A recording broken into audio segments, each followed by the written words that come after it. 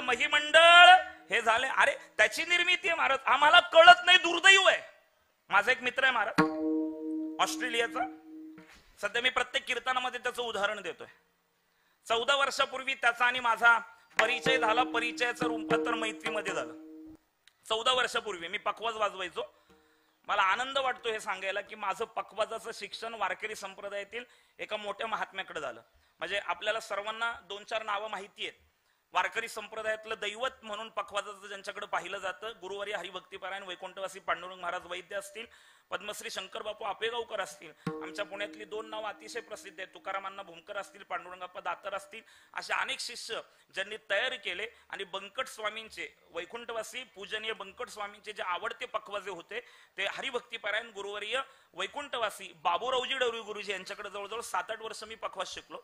मग मी पखवाज वाजवायचो त्यावेळेस, कीर्तनामध्ये भारुडामध्ये पखवाज वाजवायचो. आमच्या पुण्यामध्ये संत साहित्याचे गाडे अभ्यासक डॉक्टर रामचंद्र देखणे म्हणून आहेत, त्यांच्या भारुड ते भारुडासाठी प्रसिद्ध आहेत बघा महाराष्ट्रामध्ये. त्यांचं भारुड हे अतिशय उत्तम भारुड, त्यांच्या भारुडामध्ये मी पखवाज वाजवायचो. आणि भारतीय संस्कृतीचा अभ्यास करण्यासाठी चोपदार राहू द्या आता बसा ताई, बसा बसा, आहे तिथेच बसा, येणाऱ्या पाठीमागे बसते. कीर्तन चालू असताना पुढे नका सर, डिस्टर्ब करू नका अजिबात कृपया.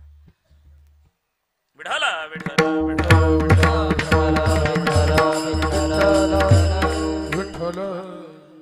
ते भारतीय संस्कृतीचा अभ्यास करण्यासाठी एक जण ऑस्ट्रेलियामधून पुण्यात आला होता. भारतीय संस्कृतीचा अभ्यास करत होता आणि त्याचा कळ संत साहित्याकडे आला. मग संत साहित्यामध्ये भारुड नावाचा प्रकार आहे, तो भारुड नावाचा काय प्रकार आहे हे पाहण्यासाठी तो त्या पुण्यातल्या कार्यक्रमामध्ये आला होता. मी पखवाज वाजवण्यासाठी होतो, कॉलेजला होतो त्यावेळेस. मग थोडंसं इंग्रजी बरं होतं आणि मैत्री करण्याची आवड जास्त असल्यामुळे मी त्या ऑस्ट्रेलियाच्या व्यक्तीबरोबर बोललो. बोलल्यानंतर आमच्या परिचयाचं रूपांतर मैत्रीमध्ये झालं आणि मग मी त्याला त्या ऑस्ट्रेलियाच्या व्यक्तीला, ज्याचं नाव ग्रॅहम बॉन्ड होतं, त्याला मी आळंदीमध्ये आमंत्रित केलं. आळंदीत आमंत्रित केल्यानंतर चर्चेमधून मला असं कळलं की त्याच्या गळ्यामध्ये तुळशीची माळ आहे. राहतो कुठे? ऑस्ट्रेलियाला. ज्याची भाषा कोणती आहे? इंग्रजी. जो भोगप्रधान देशातून आलाय त्याच्या गळ्यामध्ये तुळशीची माळ. मला आश्चर्य वाटलं, मी पहिलं त्याचं दर्शन घेतलं. महाराज त्याच्या गळ्यामध्ये तुळशीची माळ आहे. आम्ही कीर्तनकार बोंबलून सांगतो, गेले का काय घरी तुम्ही? बोंबलून सांगतो गळ्यामध्ये तुळशीची माळ घाला. लोक आम्हालाच अक्कल शिकवतात. महाराज आमची आहे ना मनाची माळ. आणि ही मनाची माळ कशी असते ही कळत नाही महाराज. 1 मनाची असते, 2 मनाची असते, 3 मनाची असते का 4 मनाची असते नाही माहिती महाराज. आम्हालाच अक्कल शिकवतात. महाराज आपल्या मनावर ताबा असला म्हणजे बास, आम्हालाच अक्कल शिकवतात लोक. मला विशेष वाटतं, आम्हाला अक्कल शिकवणारे निदान त्यांचे 100 अभंग तरी पाठ पाहिजे ना, त्याने आम्हाला अक्कल शिकवावी. निदान त्याचा हरिपाठ तरी पाठ असावा ना. लोक कीर्तनाची परीक्षा करणारे कोण आहेत माहितीये का? तुकाराम महाराज. ज्यांना 10 ओव्या पण ज्ञानेश्वरीचा पाठ नाही, ज्यांना हरिपाठ पाठ नाही, जे एकादशीचा उपवास करत नाही, ज्यांच्या गळ्यामध्ये तुळशीची माळ नाही, ते कीर्तनकारांना अक्कल शिकवतात. याच्यापेक्षा दुर्दैव ते काय असावं महाराज. निदान कीर्तनाची परीक्षा करण्यासाठी आमचा हरिपाठ पाठ असला पाहिजे. निदान आम्ही सकाळी उठल्यानंतर ज्ञानेश्वरीतलं एक पान तरी वाचतो का याचा विचार केला पाहिजे. आम्ही सकाळी उठल्यानंतर प्रामाणिकपणे मनाला विचारा, तुकाराम महाराजांची गाथा आम्ही निदान 5 अभंग वाचतो का? निदान वाचतो का? आम्ही एकादशीचा उपवास, आम्ही लबाड्या किती करतो, आम्ही खोटं किती बोलतो, आम्हाला राग किती येतो, आमच्या अंतःकरणामध्ये विकार किती आहेत, याचा सगळ्याचा विचार करा. आणि जर याच्यामध्ये आपण कुठंच महाराज बसत नसू ना, म्हणजे आम्ही पारायण करतोय, आम्ही गाथा वाचतोय, आम्ही लबाड्या नाही करत, लबाड्या कमीच करतोय, आम्ही खोटं जास्त बोलत नाही, आमच्यातले विकार एक निघून चाललेले आहेत, असं जर असेल तर तो तुमचा परमार्थ योग्य रीतीने चाललेला आहे. पण गळ्यामध्ये माळ नाही, एकादशीचा उपवास नाही आणि नुसतंच पांढरे कपडे घालून जाऊन बसला कीर्तनाला, म्हणजे वारकरी होत नाही बरं का. गेले का काय? वारकरी होत नाही महाराज. गळ्यामध्ये तुळशीची माळ असावी लागते. अरे महाराज आचारसंहिताच आहे, देवाला पण तेच आवडतं. आवडे देवासी तो ऐका प्रकार, नामाचा उच्चार रात्रंदिवस, तुळशी माळ गळा, गोपीचंदन टिळा, हृदय कळवळा वैष्णवांचा, आषाढी कार्तिकी पंढरीची वारी, साधन निर्धारी आण नाही. ही आचारसंहिता आहे. ही आचार प्रणाली, विचार प्रणाली स्वीकारली पाहिजे तर वारकरी. मला आश्चर्य वाटलं त्याच्या गळ्यामध्ये तुळशीची माळ आहे. पुढे जाऊन मला कळलं त्याचा हरिपाठ पाठ आहे. ज्याची भाषा इंग्रजी आहे त्याचा हरिपाठ पाठ आहे महाराज. आणि पुढे जाऊन कळलं की त्याचा ज्ञानेश्वरी मधला संपूर्ण 9वा अध्याय पाठ आहे. अजून माझा पाठ नाही महाराज. अगदी मी ट्रान्सपरंट आहे, जे आहे ते बोललं पाहिजे. उगाच खोटा दिखावा करून काय उपयोग आहे. परदेशात राहणारा माणूस, भोगप्रधान देशामध्ये राहणारा माणूस, सोमेश्वर महाराज त्याचा 9वा अध्याय पाठ आहे. परमार्थ दाखवण्याचा नाहीये, नुसता करण्याचा आहे महाराज. मी त्याला सहज प्रश्न विचारला, अजय भोमे त्याला प्रश्न विचारला, ग्रॅम व्हॉट इज लाईफ. अरे भोग प्रधान देशातून तो आलेला आहे, तुझी मातृभाषा इंग्रजी आहे, जिकडे सर्व सुख पायाजवळ लोळण घेत आहेत, अशा देशातून तो आलाय. गळ्यामध्ये तुळशीची माळ घातली आहे, हरिपाठ पाठ केलाय, ज्ञानेश्वरी पाठ करतोय. नक्की तुला जीवन म्हणजे काय कळलंय का? व्हॉट इज लाईफ, जीवन म्हणजे काय, हा प्रश्न मी त्याला जेव्हा विचारला ना, तेव्हा त्याने उत्तर दिलं, Purushottam Maharaj, life is gift of God. जीवन ही भगवंताने दिलेली भेट आहे, हे त्याला कळते पण आम्हाला कळत नाही. दुर्दैव आहे महाराज. जेने हा जीव दिला दान, तयाचे करीन चिंतन, जगत जीवन नारायण गायन गुण तयाचे. त्याचे गुण गातो, त्यांच्यावर तो सामान्य प्रेम करतो महाराज.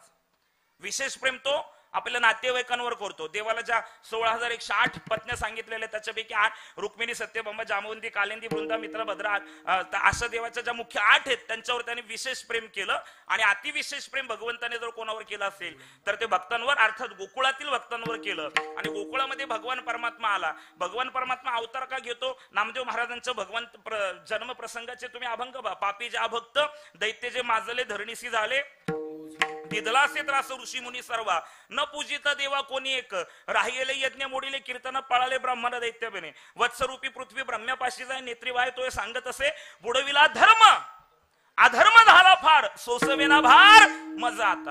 आणि मग सगळे भगवंताकडे गेले, भगवंताची स्तुती केली, पुरुष सूक्तामध्ये स्तुती केली. वासुदेवा, ऋषिकेशा, माधवा, मधुसूदना, करिता ती स्तवना पुरुष सुक्ते. आकाशवाणी झाली, आकाशाची वाणी सांगे सकळांसी, तळमळ मानसी करू नका, देवकीच्या गर्भा येईल भगवान, रक्षिल ब्राह्मण गायी भक्त. आकाशवाणी झाली. आणि मग हे सगळं ठरल्यानंतर मग भगवान परमात्मा शेषाप्रती बोले, लक्ष्मीचा तो वर, चला अवतार घेऊ आता, पृथ्वीवरी दैत्य माजले ते फार, गारणे सुरवर सांगू आले, शेष म्हणे माझं श्रम झाले फार, या लागे अवतार मी न घ्यायची, रामावतारी झालो लक्ष्मण, सेविला अरण्य तुम्हा सवे, 14 वर्षवरी केले उपोषण, जाणत आपण प्रत्यक्ष, नामा म्हणे ऐसे वदे धरणीधर, हासोनी श्रीधर काय बोले, पूर्वी तू अनुज झालासी कनिष्ठ, सोसेले कष्ट मत सवे, आता तू वडील होई का सर्वज्ञा, पाळीन मी आज्ञा तुझी बारे. हे सगळं झालं. ठरल्यानंतर मग तो प्रसंग आला, वसुदेवा देत देवकी बहीण लग्नामध्ये विघ्न झाले ऐका, आकाशाची वाणी सांगत असे कंसा, माणी भरवसा हा बोलण्याचा, आठवाईचा पुत्र वदिल तुझसे, ऐकोनी मानसी क्रोधावला, घेऊन या खड्ग माराया धावला, हातो तो धरीला वसुदेवे, देईन मी पुत्र सत्य माझे माना, ठेवा बंदिकानी दूता सांगे. आणि मग जेव्हा प्रसूत होतो ते मधी ती घटना घडली, पुण्य सारावया भेटे देव ऋषी, वदी बाळकाशी देऊ नको. आणि मग होताची प्रसूत नेहून या देत, सहाई मारित दुराचारी, धन्य त्यांचे ज्ञान न करीतो शोक, वदित बालक नाम म्हणे. 7वा गर्भ योग मायेने नेऊन रोहिणीच्या उदरामध्ये घातला, 8वा गर्भ देवकी मातेच्या उदरामध्ये. मग देवकीचे तेज दिसे जैसा सूर्य, कंसाचे हृदय जळत असे. आणि मग मयूरादी पक्षी नृत्य करीत ती, सगळीकडे आनंदी आनंद होता. आणि मग श्रावणे दशरथे मारीला, तोची होता मास, वर्षा ऋतू असे कृष्ण पक्ष. आणि मग आयोनी संभव नो काही श्रमी, नामयाचा स्वामी प्रगटला, भगवान परमात्मा जन्माला आले. मिठी मारली, नामदेव महाराजांचं वर्णन करता, सोडा सोडा मिठी, लपवा लपवा जग जेठी, जनी कंसासी कळेल, माझ्या बाळासी मारेल, वसुदेवा चिंता मनी तेज न माय गगनी, नाम म्हणे आले असे देव तेव्हा सांगत असे. काय सांगितलं? नंदाच्या घराला, नंदाच्या घराला, घराला मदने गोकुळाला, मदने गोकुळाला, मदने गोकुळाला,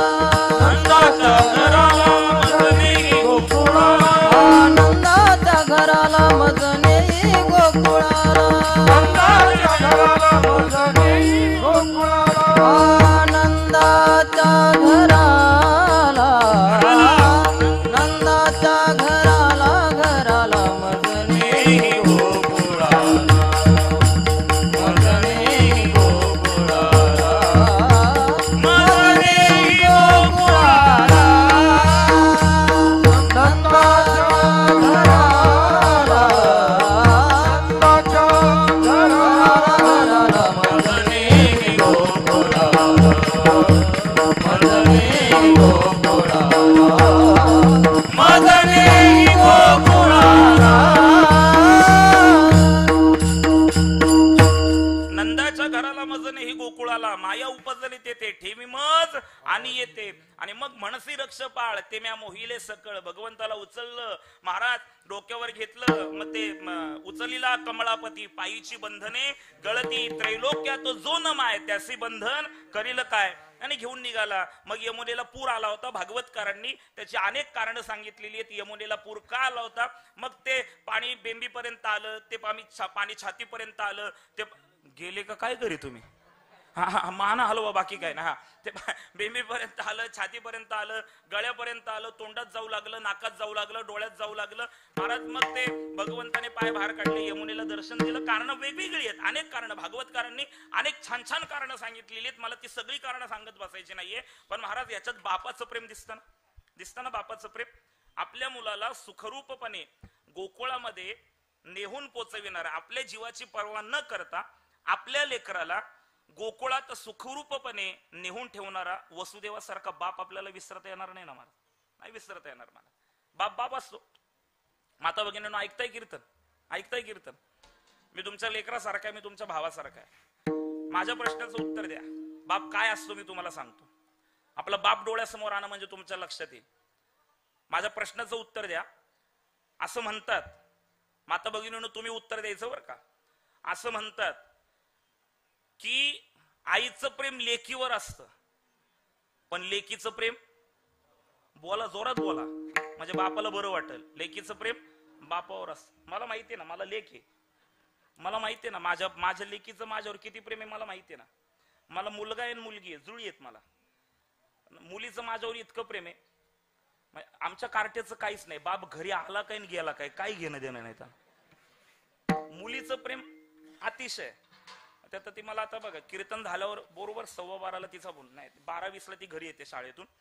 12:30 पावणे 1 तिचा मला फोन येईल, पप्पा झालं का कीर्तन, आणि पप्पा तुम्ही जेवलात का. हे पहिले 2 प्रश्न असतील. आता कोणीतरी खाली बसलेला माणूस म्हणत, महाराजाची पोरगी महाराजाला पप्पा कशी काय म्हणते, वाटल कोणाला तरी. पण तिने मला पप्पा म्हणू दे नाही तर पप्पू म्हणू दे, तुम्हाला काही त्रास होण्याची गरज नाही बरं का. ती मला काही म्हणल. माझी मुलगी आहे, उद्या ती मला पुरुषोत्तम पण म्हणल. काय मुलगी आहे, तेवढं तिला मी स्वातंत्र्य दिलेलं आहे. त्याच्यावर तिचे तसे संस्कार आहेत महाराज, तसं तिला तितकं स्वातंत्र्य दिलेलं आहे. मुलीचं प्रेम अतिशय असतं. बाप असतो महाराज. बापाचं प्रेम दिसत नाही पण ते खूप असतं महाराज, अतिशय असतं बापाचं प्रेम. धर्ममार्तंडांच्या समोर खाली मान घालून आपल्या मुलांच्या सुखाची याचना करणारा विठ्ठलपंतांसारखा बाप आपल्याला विसरता येणार नाही ना महाराज. धर्ममार्तंडांच्या समोर कोण जात होतं, रुक्मिणी साहेब जात होते, विठ्ठलपंत जात होते, खाली मान घालून बोलत होते, मी केलेल्या चुकीची शिक्षा मला द्या, पण माझ्या लेकरांना समाजामध्ये मान मिळू द्या, त्यांना ज्ञान ग्रहणाचा अधिकार प्राप्त होऊ द्या. अरे आपल्या मुलांच्या सुखासाठी धर्ममार्तंडांच्या समोर वेळोवेळा मान खाली घालून रडणारा विठ्ठलपंतांसारखा बाप आपल्याला विसरता येणार नाही महाराज. ज्यावेळेस प्रभू रामचंद्रांनी वनवास स्वीकारला, राजवस्त्र टाकून दिली, वल्कल धारण केली आणि प्रभू रामचंद्र 14 वर्षासाठी वनवासाला जेव्हा गेले ना, तेव्हा राम राम म्हणून आपल्या प्राणांचा त्याग करणारा राजा दशरथासारखा बाप आपल्याला विसरता येणार नाही ना महाराज. बापाचं प्रेम हे दिसत नाही पण ते असतं. बाप हा जगण्याचा आधार असतो महाराज. म्हणून माझी विनंती आपण ज्येष्ठ श्रेष्ठ मंडळी या ठिकाणी उपस्थित आहात, काही माझे तरुण मित्र मंडळी उपस्थित आहात. ज्येष्ठांना माझं सांगणं आहे की मुलांना जर काही शिकवायचं असेल तर त्यांना ज्ञानोबा तुकोबारांच्या विचारांची शिदोरी द्या आणि त्यांना ज्येष्ठांचा सन्मान करायला लावा, तरच खऱ्या अर्थाने ही पिढी व्यवस्थित राहू शकते. ज्येष्ठांचा सांभाळ, आई वडिलांची सेवा आणि देव देश धर्म याविषयी अंतःकरणामध्ये अतिशय कृतज्ञता, या सगळ्या गोष्टी तरुणांच्या अंतःकरणामध्ये असणं अत्यंत गरजेचं असतं. नेलं आणि मग भगवंताला तिथे ठेवलं, मायेला उचललं, घेऊन आले, परत बंधनामध्ये अडकले. ती माया रडू लागली, रडे माया करी आकांत, नाम म्हणे उठती दूत. आणि मग जाऊन सांगितलं, अरे बाबा तुला मारणारी मुलगा नाही मुलगी आहे, कंस म्हटला मुलगी असू दे नाही तर मुलगा असू दे. 8वी आहे ना, आला धरलं पायाला, त्या हातातून निसटले आणि सांगितलं तुझं लागी वधी उपजला मजा आधी. इकडं गोकुळामध्ये भगवान परमात्मा रडू लागला आणि महाराज सर्वांना आनंद झाला. इतका आनंद झाला, त्या आनंदाचं वर्णन तुकाराम महाराज अभंगाच्या दुसऱ्या चरणामध्ये करतात. बाळ कृष्ण नंदा बाळ कृष्ण नंदा बाळ कृष्ण नंदा बाळ कृष्ण नंदा आनंदल्या नर नारी आनंदल्या नर नारी बाळ कृष्ण नंदा बाळ कृष्ण नंदा आनंदल्या नर नारी आनंदल्या नर नारी बाळ कृष्ण नंदा बाळ कृष्ण नंदा ओ बाळ कृष्ण नंदा घरे बाळ कृष्ण नंदा घरे बाळ कृष्ण नंदा घरे बाळ कृष्ण नंदा घरे बाळकृष्ण नंदा घरी बाळकृष्ण नंदा घरी बाळकृष्ण नंदा घरी बाळकृष्ण नंदा घरी आनंद आनंद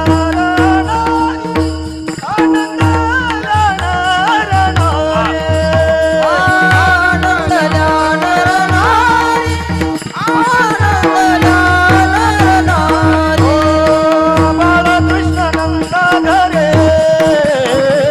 बाळकृष्ण नंदा घरे बाळकृष्ण नंदा घरे बाळकृष्ण नंदा घरे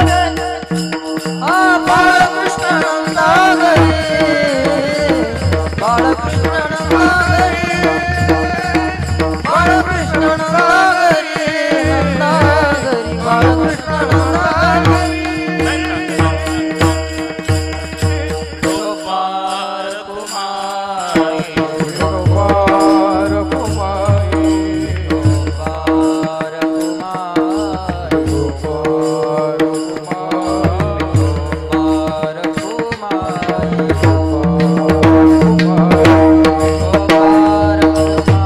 टाळी वाजवा टाळी वाजवा टाळी वाजवा टाळी होय.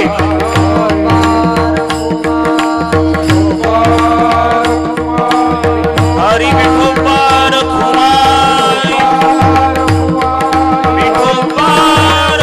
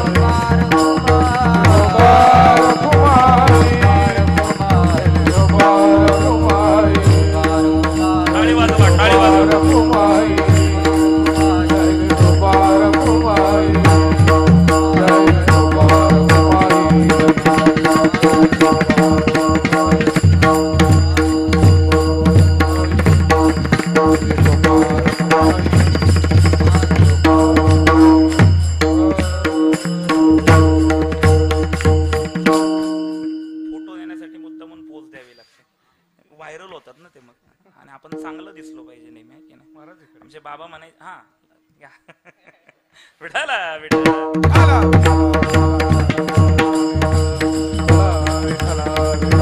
विठाला विठाला विठाला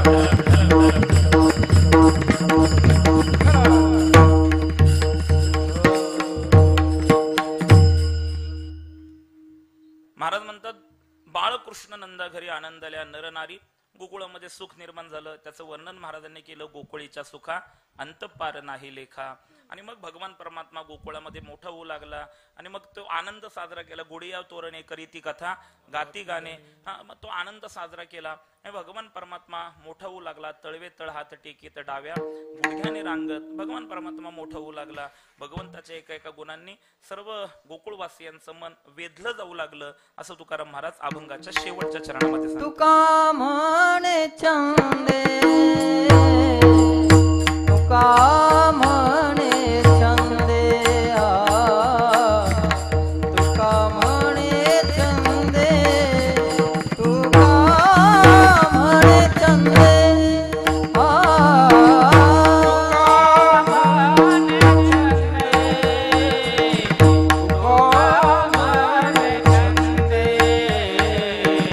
तुका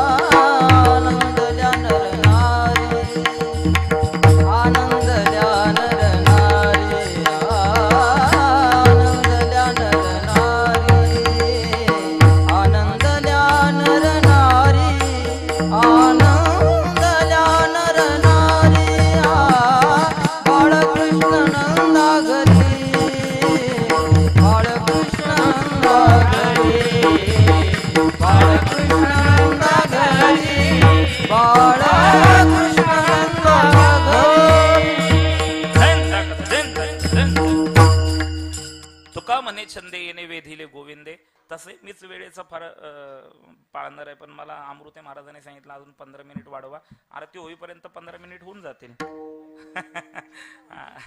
महाराज म्हणतात तुका म्हणे छंदे येणे वेधिले गोविंदे. भगवान परमात्मा त्याच्या गुणांनी, अर्थात भगवंताचे गुण सांगताना ज्ञानोबारांना ज्ञानेश्वरीमध्ये सांगितलेले, म्हणजे त्याला देव का म्हणतात. त्या माऊलींच्या त्या 2 ओव्या वाचल्यानंतर कदाचित माऊलींना कोणीतरी विचारलं असेल की माऊली भगवंताला भगवंत का म्हणतात. माऊलींनी त्या ओवीची सुरुवात केलेली आहे. ऐका यशश्री औदार्य ज्ञान वैराग्य ऐश्वर्य हे 6ही गुणवर्य वसती जेते. आणि दुसऱ्या ओवीची सुरुवात आहे म्हणून तो भगवंत. पहिल्या ओवीची सुरुवात आहे ऐका. कोणीतरी विचारलं असेल भगवंताला भगवंत का म्हणतात. माऊली म्हटले ऐका यशश्री औदार्य ज्ञान वैराग्य ऐश्वर्य हे 6ही गुणवर्य वसती जेते म्हणून तो भगवंतू. तो षडगुणैश्वर्य संपन्न आहे भगवान परमात्मा. खर तर भगवंताच्या नामाचं स्मरण करत असताना भगवंताच्या जीवनातले काही गुण आपल्या जीवनामध्ये येणं अत्यंत गरजेचं असतं. माझे बाबा सांगायचे की परमार्थ करत असणाऱ्या व्यक्तीच्या जीवनामध्ये परमार्थ तेव्हा फलिश्रुत झाला असं समजावं की त्याच्या जीवनामध्ये काही गोष्टींची निवृत्ती आणि काही गोष्टींची प्राप्ती झाली. तर 5 गोष्टी आमचे बाबा सांगायचे. परमार्थ करतोय ना, परमार्थ करणाऱ्या व्यक्तीच्या जीवनामधून अनिष्टाची निवृत्ती होणं आणि इष्टाची प्राप्ती होणं गरजेचं असतं. परमार्थ करणाऱ्या व्यक्तीच्या जीवनामधून अहिताची निवृत्ती होणं, हिताची प्राप्ती होणं गरजेचं असतं. परमार्थ करणाऱ्या व्यक्तीच्या जीवनामधून अवगुणांची निवृत्ती होणं, गुणांची प्राप्ती होणं गरजेचं असतं. परमार्थ करणाऱ्या व्यक्तीच्या जीवनामधून अज्ञानाची निवृत्ती होणं आणि ज्ञानाची प्राप्ती होणं गरजेचं असतं. आणि परमार्थ करणाऱ्याच्या जीवनामध्ये दुःखाची निवृत्ती होऊन सुखाची प्राप्ती होणं गरजेचं असतं. सुख कुठे आहे? जिथं देव आहे तिथे सुख आहे. गोकुळीच्या सुखा का सुख आलं गोकुळामध्ये? देव आला ना तिथं, बाळकृष्ण नंदघरी. देव जिथे तिथं सुख आहे. आपुला तो एक देव करून घ्यावा तेने बिन जीवा सुख नोय. सुखरूप आईसा तुझा कोणी सांगा माझ्या पांडुरंगा सारिका तो. म्हणजे काय माहितीये का, ते देवाला आपलंसं करणं. गोकुळवासियांनी देवाला आपलंसं केलं म्हणून तिथं सुख आहे. अर्थात देव आणि आपण वेगळे नाहीत ना. श्रीमद भगवद्गीतेमध्ये भगवान परमात्मा सांगतात ममई वंशो जीवलोके. जीव हा माझा अंश आहे. जीव हा माझा काय आहे? अंश आहे. मग भगवान परमात्मा म्हणतो जीव हा माझा अंश आहे, तर भगवान परमात्मा कोण झाला? अंशी झाला ना. भगवान परमात्मा अंशी झाला, आपण कोण आहोत? अंश आहोत. म्हणजे मग आपणही कोण आहोत? देवच आहोत. नाही ना विश्वास आपला आपल्यावर? आपण देव आहोत हे म्हणायला आपलं मन धजावतच नसेल. देव कसं म्हणून घ्यायचं? तेवढे लबडच आपण करतोय. कसं म्हणायचं स्वतःला देव? नाही का? अरे देवा मला सांगा नदीमध्ये पाणी आहे. नदीमध्ये काय आहे? पाणी आहे. पाणी नदी आहे ना. नदीमध्ये पाणी आहे. आता मला सांगा अतुल भाऊ, नदीतलं पाणी जर तांब्यामध्ये घेतलं, अमृते महाराज, नदीतलं पाणी मला सांगा, नदीत पाणी आहे, नदीतलं पाणी तांब्यात घेतलं तर ते दूध होतं का? गेले का काय करी तुम्ही? दूध होतं का? काय राहतं? ते पाणीच राहतं ना. तसं आपण देवापासून निर्माण झालो तर आपण कोण आहोत? देवच आहोत ना. फक्त त्या देवत्वाची ओळख करून घेण्यासाठी देवची बरे तुका म्हणे करे तुम्ही, तुका म्हणे करे तुम्ही, तुका म्हणे करे तुम्ही. देवची बरे तुका म्हणे करे तुम्ही, तुका म्हणे करे तुम्ही, तुका म्हणे करे तुम्ही. देवची बरे देवची बरे देवची बरे देवची बरे तुका म्हणे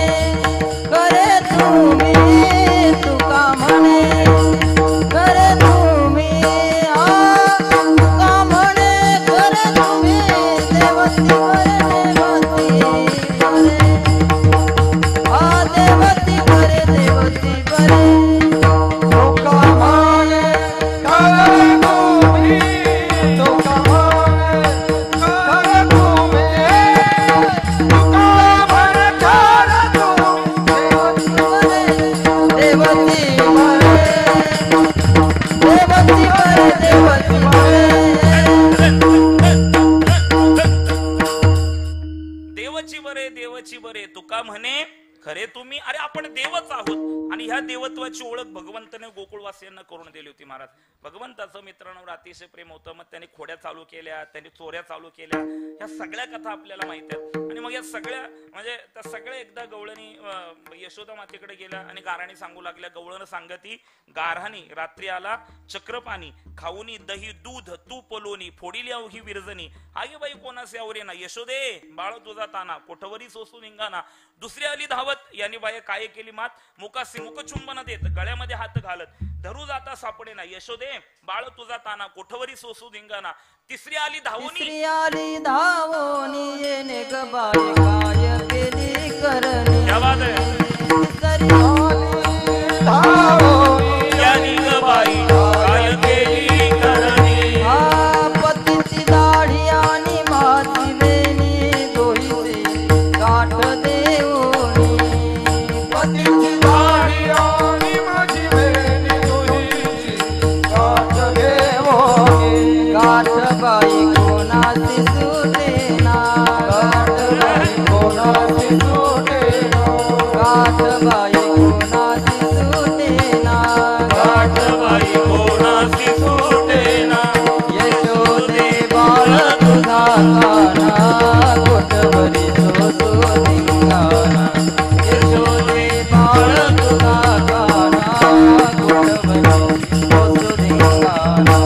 यशोदे बाळ तुझा काना, कोठवरी सोसू धिंगाणा.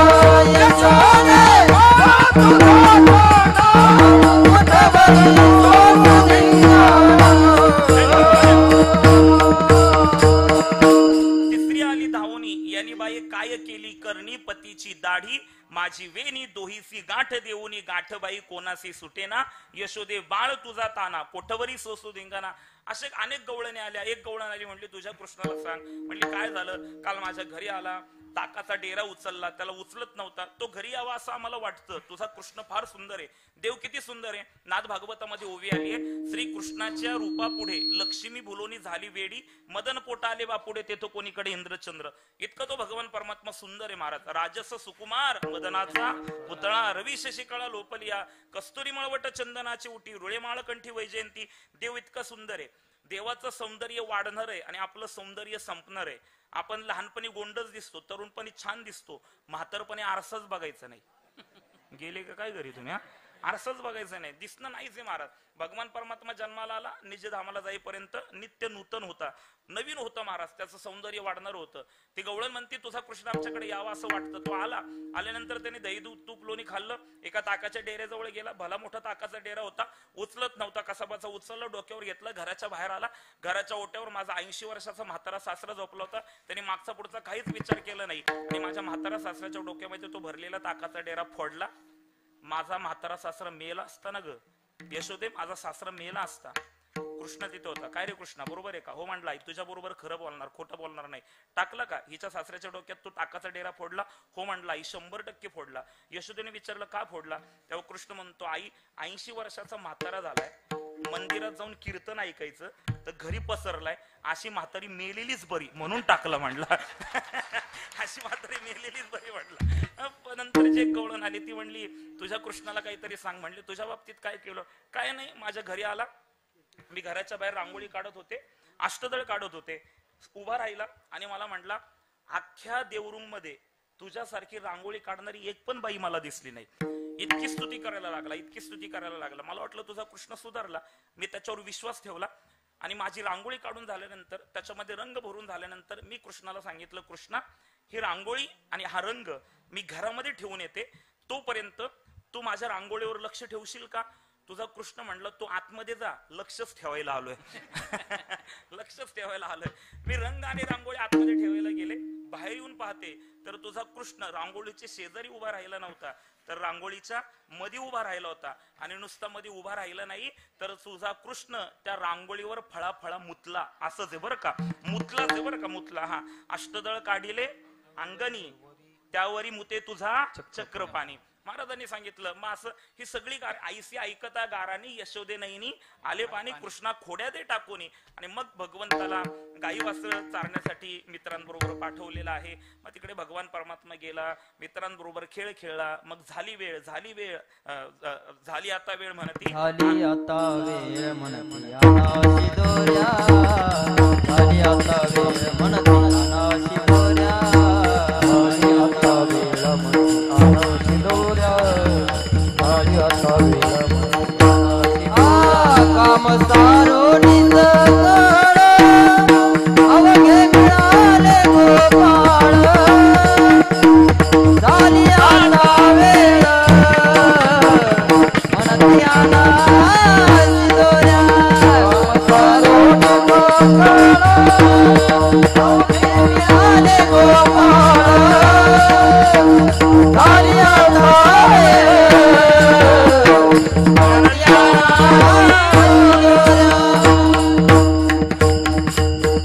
खांदी बहार पोटी भूक काय खेळायचे सुख, झाली आता वेळ म्हणते अन्न शिदोऱ्या आणल्या.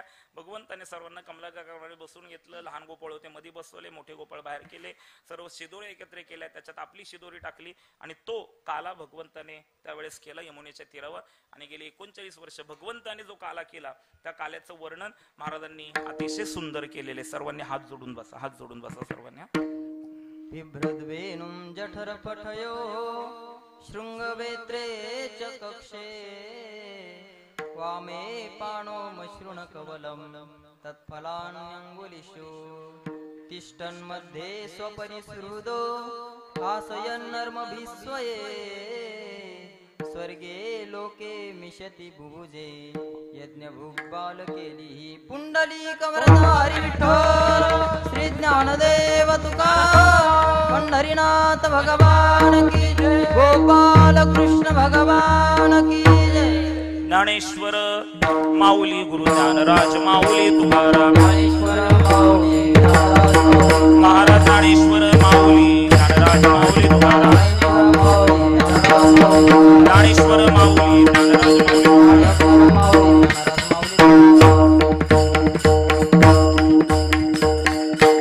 कीर्तन संपलेलं आहे. यानंतर जरा शांत राहा जरा 2 मिनिटं शांत राहा.